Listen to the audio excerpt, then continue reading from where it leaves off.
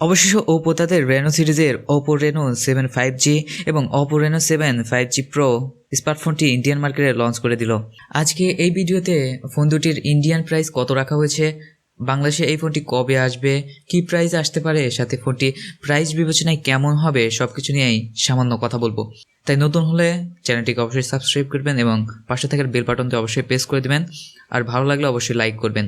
বন্ধুরা, Oppo Reno 7 5G ফোনটির 8GB RAM 256GB রমের storage ভেরিয়েন্টটি রাখা হয়েছে 28,999 রুপি এবং ওপো রেনো 7 প্রো 5G ফোনটির 12GB র্যাম 256GB রমের ভেরিয়েন্টটি রাখা হয়েছে 39,999 রুপি। এখন ফোনগুলোর স্পেসিফিকেশন সম্পর্কে সামান্য ধারণা নেওয়া যাক। বন্ধুরা, প্রথমে ওপো রেনো 7 5G ফোনটি নিয়ে কথা বলা যাক। এই ফোনটি 6.4 ইঞ্চির ফুল এইচডি প্লাস অ্যামোলেড প্যানেলের একটি ডিসপ্লের সাথে আসছে, সাথে রয়েছে 90 হার্জের রিফ্রেশ রেট। এছাড়া এই ফোনটির টাচ স্যাম্পলিং রেট 180 হার্জ।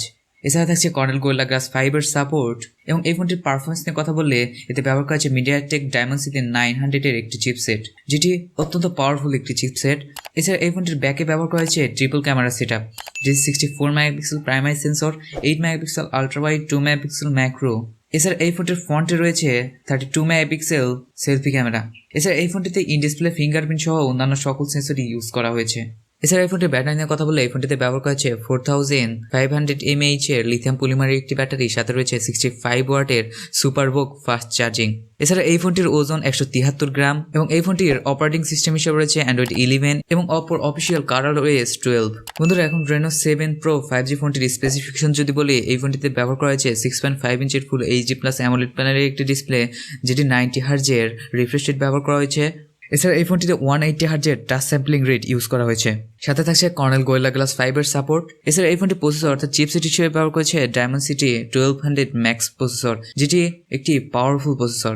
এছাড়া এই ফোনটির ব্যাকে ব্যবহার করা হয়েছে ট্রিপল রেয়ার ক্যামেরা, যেখানে 50 মেগাপিক্সেল প্রাইমারি সেন্সর ব্যবহার করা হয়েছে এবং এই ফোনটিতে সোনির একটি সেন্সর ব্যবহার করেছে সোনি IMX766 এর aperture f1.8, 8 megapixel ultra wide যার অ্যাপারচার f2.2 এবং 2 মেগাপিক্সেল ম্যাক্রো যার অ্যাপারচার f2.4।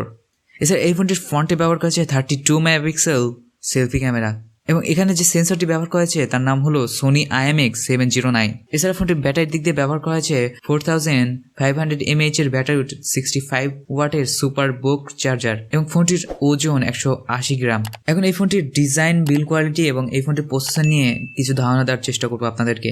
এই ফোনটির ব্যাকে যদি বলি, এই ফোনটিতে ব্যাকে ব্যবহার করা হয়েছে এজি গ্লাস এবং ফ্ল্যাট ডিজাইনের করা হয়েছে।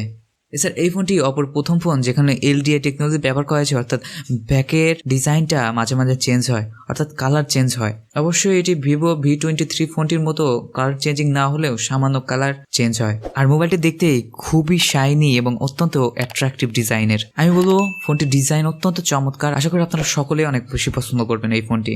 এছাড়া এই ফোনটিতে ব্যাকে ব্যবহার করা হয়েছে টুইন মুন ক্যামেরা মডিউল, যা দেখতে চমৎকার লাগছে।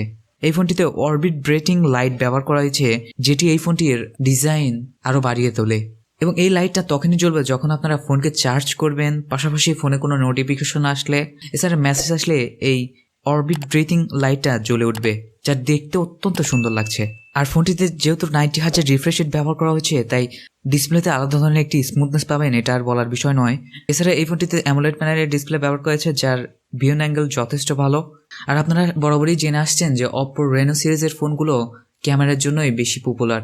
আর যেহেতু এই ফোনটিতে সোনি IMX এর একটি ক্যামেরা সেন্সর ব্যবহার করা হয়েছে, তাই ক্যামেরা পারফরমেন্স যথেষ্ট ভালো পাবেন এবং ফ্ল্যাগশিপ ক্যাটাগরির ফটো আপনারা তুলতে পারবেন। এছাড়া যখন আপনারা ফটো ক্লিক করবেন, সেই ফটোতে অত্যন্ত বেশি ডিটেলস নজরে পাবেন। ওভারঅল এই ফোনটি ক্যামেরা লাভারদের জন্য one of the best phone. এখন এই ফোনটির প্রাইসিং এবং বাংলাদেশে কবে লঞ্চ হবে সেই সম্পর্কে একটু ধারণা দেওয়া যাক। যেহেতু ফোনটি ইন্ডিয়ান মার্কেটে এখন পাওয়া যাচ্ছে, তাই বাংলাদেশে এই মাসের মধ্যেই লঞ্চ হওয়ার সম্ভাবনা অত্যন্ত বেশি। যদি এখন ইন্ডিয়ান মার্কেটের প্রাইসটি বাংলাদেশ টাকায় কনভার্ট করে, তবে ওপো রেনো 7 5G ফোনটির প্রাইস আসে 33,000 টাকা এবং ওপো রেনো 7 প্রো 5G ফোনটির প্রাইস আসে 45,000 টাকা। আপনার কাছে ফোনটি কেমন লেগেছে অবশ্যই কমেন্ট করে জানাবেন এবং এই ফোন দুটি সম্পর্কে বিস্তারিত রিভিউ জানতে চ্যানেলটিকে অবশ্যই সাবস্ক্রাইব করবেন। ইনশাআল্লাহ নেক্সট টাইম এই দুটি সম্পর্কে বিস্তারিত জানানোর চেষ্টা করব। আসসালামু আলাইকুম ওয়া রাহমাতুল্লাহ।